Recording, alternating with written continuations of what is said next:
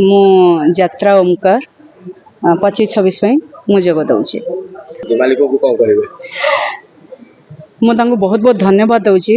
किसी चर्चित चेहरा थिले जेंके नरी पंडा आपण मानक असुविधा समय मु तो भगवान को प्रार्थना करुची ना करू आ करी थिबो आगु को कौन हबो सेटा तो आजिका घटना काली की नहीं।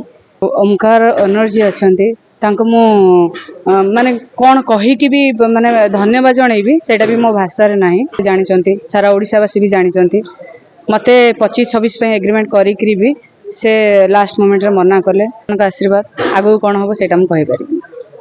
आपन संगे बाकी हेबी आछथि